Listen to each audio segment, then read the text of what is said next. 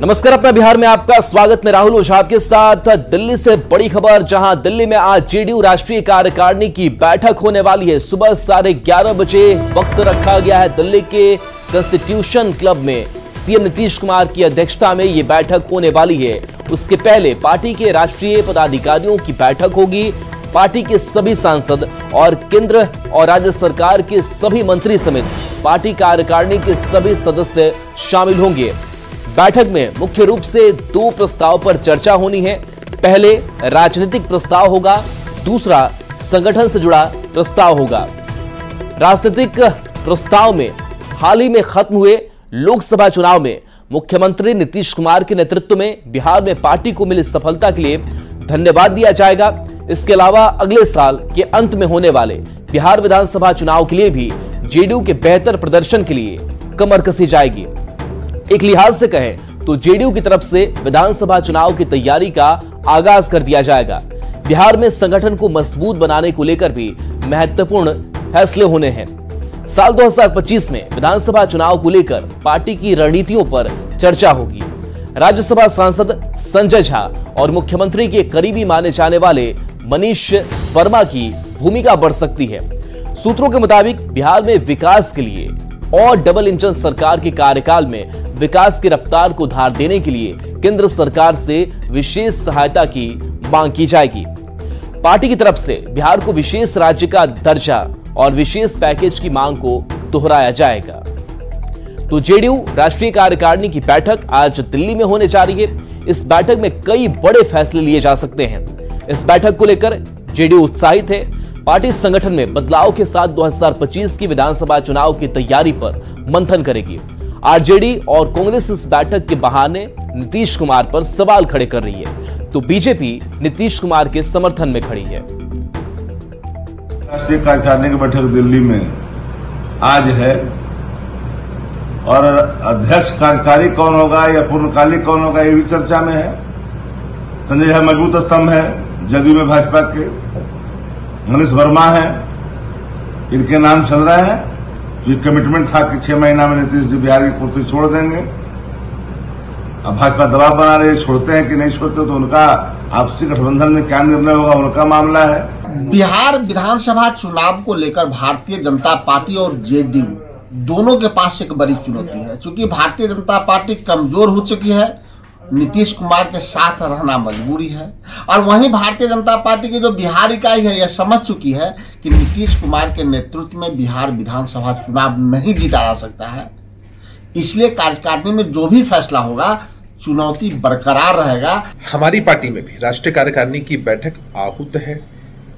Janata Dal United party with difference के रूप में जानी जाती है, जहां आंतरिक लोकतंत्र बेहद मजबूत है। राष्ट्रीय कार्यकारिणी की बैठक में सभी सदस्य पार्टी के वरिष्ठ नेता शामिल होंगे। कई प्रस्तावों पर चर्चा होगी। पार्टी के हित में, बिहार के हित में कई फैसले लिए जाएंगे। हमारी पार्टी समय समय पर कड़े और बड़े फैसले करने के लिए जानी जाती है। दिल्ली में आज जदयू राष्ट्रीय कार्यकारिणी की बैठक है। यह बैठक पार्टी को और मजबूती देने के लिए है। भाजपा की हमेशा सोच रही है कि एनडीए के सभी घटक दलों का सांगठनिक ढांचा मजबूत रहे। घटक दल जितना मजबूत होंगे, एनडीए भी उतनी मजबूत होगी। अगले वर्ष बिहार में विधानसभा चुनाव होना है। चुनाव में बेहतर प्रदर्शन करने के लिए जरूरी है कि संगठन में जो कमियां हैं उसे चुनाव के पहले दूर कर दिया जाए। और दिल्ली संवाददाता अमितेश सिंह हमारे साथ लाइव जुड़ गए हैं। अमितेश, जेडीयू राष्ट्रीय कार्यकारिणी की बैठक और इस बैठक के जरिए कैसी तैयारी, कैसी रणनीति बनेगी 2025 विधानसभा चुनाव के लिए, क्या अहम प्रस्ताव होंगे?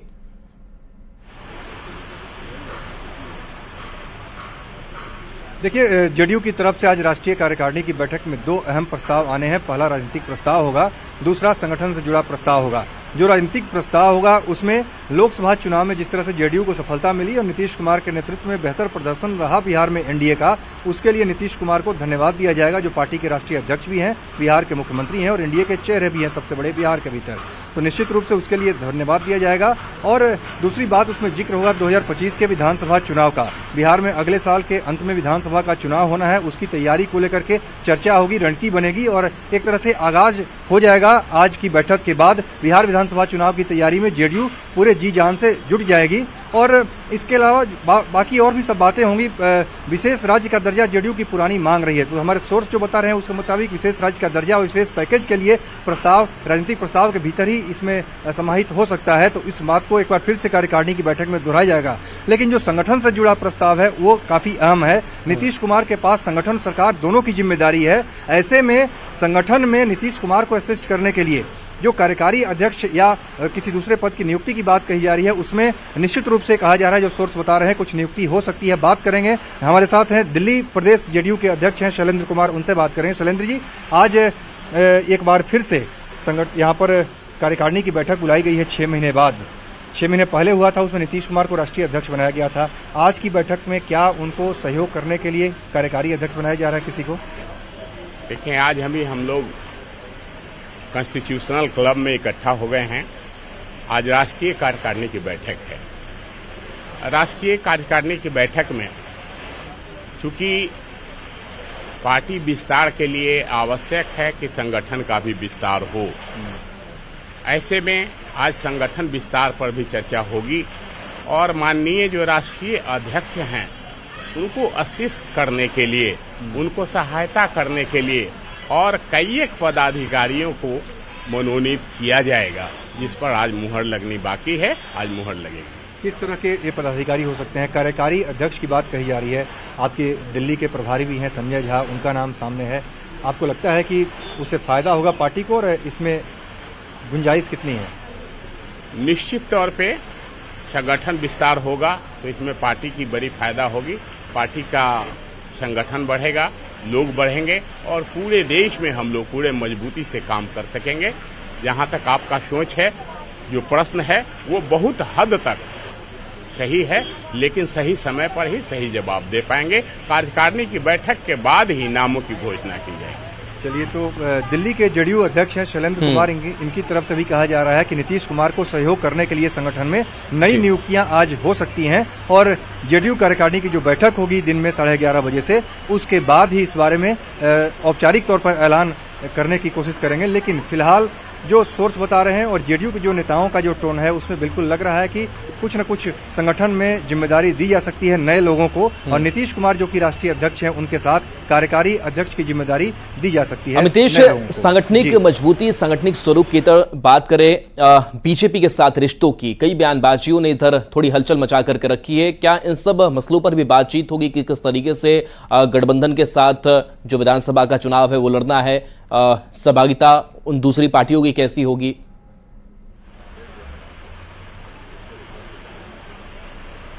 जी हाँ, बिल्कुल। बीजेपी की तरफ से देखें तो प्रदेश अध्यक्ष सम्राट चौधरी जो कि डिप्टी सीएम भी हैं, उनकी तरफ से कहा गया था लोकसभा चुनाव परिणाम के बाद कि नीतीश कुमार के नेतृत्व में ही अगला विधानसभा चुनाव हम लड़ेंगे। समर्थन किया डिप्टी सीएम विजय सिन्हा ने, चिराग पासवान जो कि सहयोगी दल के नेता हैं, जीतन राम मांझी ने, उपेंद्र कुशवाहा ने, सबने समर्थन किया इस बात का कि नीतीश कुमार के नेतृत्व में ही हम लोग अगला विधानसभा चुनाव लड़ेंगे। तो उसके बाबत निश्चित रूप से जेडीयू भी काफी उत्साहित है और जेडीयू यहाँ पर जो तमाम जो जेडीयू के सदस्य हैं, मेंबर हैं यहाँ पर कार्यकारिणी के, उनके भीतर भी ये बात बिल्कुल ज्यादा उत्साहित करने वाली है कि लोकसभा चुनाव में नीतीश कुमार का कद एक बार फिर से बढ़ा है। नीतीश कुमार की पार्टी जेडीयू जो है जिस तरह से बेहतर परफॉर्मेंस की है बिहार में, तो निश्चित रूप से बीजेपी को भी लग रहा है और साथ में जेडीयू के तमाम नेताओं को भी ये बात लग रही है कि उनके नेतृत्व में ही विधानसभा का चुनाव हो तो हम बेहतर प्रदर्शन कर सकते हैं अगले साल। तो उसको लेकर के प्रस्ताव जरूर आज की बैठक में पास होगा, जो राजनीतिक प्रस्ताव होगा उसमें, और विधानसभा चुनाव की तैयारी होगी। लेकिन दूसरी सबसे बड़ी बात है कि जेडीयू अपने जनाधार का विस्तार करने के लिए जो जहां जहां और भी दूसरे राज्यों में विधानसभा चुनाव होने चाहिए। चलिए, बिल्कुल अमितेश, तो इस पूरी महत्वपूर्ण बैठक पर आप नजर बनाए रखिएगा। अपडेट आपसे आगे भी लगातार लेंगे। बहुत बहुत शुक्रिया फिलहाल इस खबर के लिए। बढ़ेंगे आगे। पटना से बड़ी खबर है, जहां नीट पेपर लीक कांड में गिरफ्तार 7 आरोपियों को लेकर के सीबीआई दिल्ली पहुंचेगी। दिल्ली के राउज एवेन्यू कोर्ट ने आरोपियों के खिलाफ वारंट जारी किया है। सीबीआई के आवेदन पर वारंट जारी हुआ है। नीट पेपर लीक कांड में गिरफ्तार 7 आरोपियों को लेकर के सीबीआई दिल्ली पहुंचेगी। तो बड़ी खबर सामने आ रही है, नीट पेपर लीक मामले को लेकर के कड़ी सुरक्षा के बीच 7 आरोपी दिल्ली लाए जाएंगे। प्लेन से सभी को दिल्ली लाने की बात कही जा रही है। सीबीआई ने दिल्ली ले जाने की तैयारी शुरू की है। कभी भी 7 आरोपियों को सीबीआई साथ में लेकर दिल्ली के लिए प्रस्थान कर सकती है। नीट पेपर लीक कांड में सीबीआई ने अपनी तफ्तीश तेज कर दी है। सीबीआई की अलग अलग टीमें नीट पेपर लीक कांड में काम कर रही हैं। इस मामले में आज सबसे बड़ा डेवलपमेंट यह है कि नीट पेपर लीक कांड में अब तक की सबसे बड़ी पूछताछ पटना के बेउर जेल में होगी, जहां 13 आरोपियों से एक साथ पूछताछ होगी। एएसपी के नेतृत्व में सीबीआई की टीम बेउर जेल पहुंचेगी। संभावित समय 10 बजे का है जब सीबीआई की टीम पहुंचेगी, हालांकि इसमें समय आगे पीछे भी हो सकता है। दूसरा डेवलपमेंट यह है कि सीबीआई की टीम 7 आरोपियों को लेकर दिल्ली जाएगी। राउज एवेन्यू कोर्ट में उन्हें पेश किया जाएगा और जो जानकारी मिल पाई है, भारी सुरक्षा के बीच उन्हें पटना एयरपोर्ट ले जाया जाएगा और फिर वहां से उनको दिल्ली ले जाया जाएगा, जहां राउज एवेन्यू कोर्ट में पेश कर सीबीआई की टीम अपने साथ कई जगहों पर ले जाएगी, इंट्रोगेट करेगी उनसे। तीसरा डेवलपमेंट यह है कि इस मामले में गिरफ्तार किए गए मनीष प्रकाश और आनंद कुमार, जिनकी महत्वपूर्ण भूमिका है, और ये संजीव कुमार जो मास्टरमाइंड है उसके नजदीक बताए जाते हैं, नजदीकी हैं, चिंटू के भी करीबी हैं। इन दोनों को आज बेउर जेल पहुंचकर सीबीआई की टीम रिमांड पर लेगी। अभी तक इन्हें रिमांड पर नहीं लिया गया है, ये बेउर जेल में बंद है और इनको सीबीआई की टीम जो है वो रिमांड पर लेगी। तो निश्चित तौर पर आज कई महत्वपूर्ण डेवलपमेंट है। देखना होगा वो 7 आरोपी कौन है जिन्हें राउज एवेन्यू कोर्ट दिल्ली में पेश करेगी सीबीआई की टीम। निश्चित तौर पर इनसे कई महत्वपूर्ण क्लू, दरअसल इस पूरे मामले में जो आशुतोष कुमार है और मनीष प्रकाश है, इन दोनों के मोबाइल को सीबीआई की टीम ने जब्त कर लिया है और इनसे कई क्लू मिले हैं सीबीआई की टीम को, और उन सभी क्लू पर भी सीबीआई की टीम काम कर रही है। बहरहाल आज किन लोगों को ले जाना है, कब ले जाना है और कैसे सीबीआई की टीम इस पूरे मामले में तफ्तीश करेगी, इस पूरे मामले पर न्यूज 18 की नजर बराबर बनी हुई है। हम आपको पल पल की अपडेट देंगे। कैमरा पर्सन अमित कुमार के साथ संजय कुमार, न्यूज 18 सीबीआई कार्यालय पटना। नीट पेपर लीक कांड की जांच करी सीबीआई देर रात तक गिरफ्तार आरोपियों से पूछताछ करती रही। पेपर लीक कांड में रिमांड पर लिए गए चिंटू उर्फ बलदेव और मुकेश से पूछताछ की गई। साथ ही हजारीबाग के ओएसिस स्कूल के प्रिंसिपल और वाइस प्रिंसिपल से भी पूछताछ करती रही। सीबीआई के अधिकारी कई गुत्थियों को सुलझाने में व्यस्त रहे। देर रात तक सीबीआई अधिकारी कई गुत्थियों को सुलझाने में व्यस्त रहे। देर रात तक सीबीआई कार्यालय के बाहर हलचल तेज दिखी। नीट पेपर लीक कांड में गिरफ्तार मनीष प्रकाश और आशुतोष कुमार के जब्त मोबाइल से सीबीआई को कई क्लू मिले हैं। बता दें कि सीबीआई ने मनीष प्रकाश और आशुतोष को रिमांड पर भी लेगी। तो देखिए, नीट पेपर लीक कांड को लेकर के बड़ी खबर सामने आ रही है। बेउर जेल की सुरक्षा बढ़ा दी गई है क्योंकि कई आरोपी वहीं पर बंद है। पटना पुलिस की विशेष टीम की तैनाती वहां पर की गई है। सीबीआई की कई टीम आज पहुंचेंगी बेउर जेल। जो 13 आरोपी से सीबीआई की टीम आज पूछताछ करेगी। तो इस पूछताछ को लेकर के जो सुरक्षा के दृष्टिकोण से हलचल बढ़ गई है। 13 आरोपियों में सिकंदर यादवेंदु, अमित आनंद और नीतीश कुमार समेत कई लोग शामिल हैं जिनसे पूछताछ की जानी है। तो एक कह सकते हैं कि बड़ी तैयारी भी है और सीबीआई की टीम लगातार एक्शन में नजर आ रही है। और जो ये 13 आरोपी बेउर जेल में बंद है, इनसे अब सीबीआई की टीम जो है वो पूछताछ करेगी। तो सीबीआई की टीम खुद पहुंच रही है बेउर जेल और खुद उन आरोपियों से पूछताछ करेगी। लोकेशन वही रखा गया है जहां बेउर जेल में ये बंद है और वहीं पर पहुंच करके सीबीआई की टीम इनसे पूछताछ करेगी। बता दें कि इन 13 आरोपियों में सिकंदर यादवेंदु, अमित आनंद और नीतीश कुमार समेत कई लोग शामिल हैं जिनका कह सकते हैं कि एक किरदार सामने आया था और इनकी गुनाह का जो सबूत है वो भी मिला है। और ऐसे में सीबीआई इनको लेकर के पूछताछ करेगी। चाहे सिकंदर यादवेंदु की बात कर ले, अमित आनंद की बात कर ले, इनका कबूलनामा भी सामने आया कि किस तरीके से इस पेपर लीक कांड में इनकी संलिप्तता रही, कैसे इन्होंने इस पूरी घटनाक्रम को अंजाम दिया। लेकिन और तह तक सीबीआई की टीम को जाना है और तार को खंगालने हैं और ऐसे में कई और अन्य जगहों से भी गिरफ्तारियां हुई है। और सीबीआई की जो टीम है वो कुछ आरोपियों को लेकर के दिल्ली इधर पहुंच रही है, तो दूसरी तरफ है बेउर जेल में ये पूछताछ होगी। संजय हमारे साथ न्यूज 18 संवाददाता जुड़ गए हैं। संजय, सीबीआई खुद पहुंचेगी, 13 आरोपियों से आज पूछताछ होनी है बेउर जेल में, क्या तैयारी है, क्या रणनीति भी है सीबीआई की? जी बिल्कुल, देखिए पटना के बेउर जेल में अब तक ये सबसे बड़ी पूछताछ होगी और जो 13 आरोपी गिरफ्तार किए गए थे पटना पुलिस द्वारा, उन सभी से पूछताछ होगी और ये अब तक की सबसे बड़ी पूछताछ है। तो इसमें पटना पुलिस ने सिकंदर यादवेंदु, जो बिहार सरकार का जूनियर इंजीनियर है, सस्पेंडेड है, दानापुर नगर परिषद में पोस्टेड था, उससे पूछताछ होगी। अमित आनंद, नीतीश कुमार, तमाम जो 13 आरोपियों से पूछताछ होगी। सीबीआई की एक टीम पहुंचेगी बेउर जेल। 10 बजे संभावित समय है, लेकिन अभी तक सीबीआई की टीम नहीं पहुंची है। उम्मीद जताई जा रही है कि थोड़ी देर में सीबीआई की टीम पहुंचेगी। हालांकि जो आरोपी हैं उनके अधिवक्ताओं के पहुंचने का सिलसिला शुरू हो गया है और पूछताछ में क्या कुछ बात निकलकर सामने आती है इस पर नजर बनी रहेगी। संजय, पूछताछ क्या इनको एक साथ बिठाकर होगी, अलग अलग होगी, क्या इसके बारे में खबर? पहले से अलग अलग पूछताछ होगी, उसके बाद एक साथ बिठाकर भी पूछताछ होगी और ये पता नहीं चल पाएगी पूछताछ कितने दिनों तक चलेगी। आज से तो इसकी शुरुआत हो रही है, 13 आरोपी हैं, तो जाहिर सी बात है समय लगेगा। और दूसरा डेवलपमेंट यह है कि जो 2 आरोपी हैं, मनीष प्रकाश जिसने ठहराया था खेमनी चक के स्कूल में परीक्षार्थियों को, उसको और आशुतोष कुमार को सीबीआई की टीम पहुंचेगी बेउर जेल, यहाँ से रिमांड पर ले जाएगी।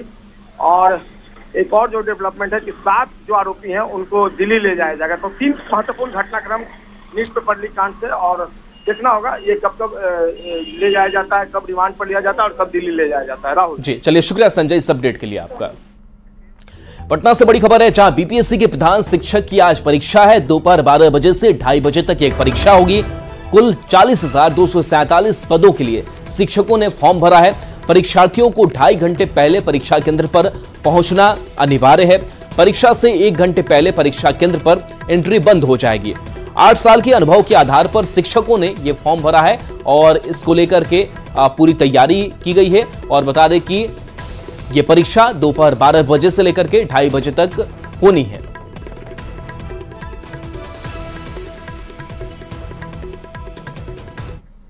बढ़ेंगे आगे। भोतही बालन नदी में अचानक जलस्तर बढ़ने से मधुबनी में निर्माणाधीन पुल के गार्डर की ढलाई का सेंटरिंग गिर गया।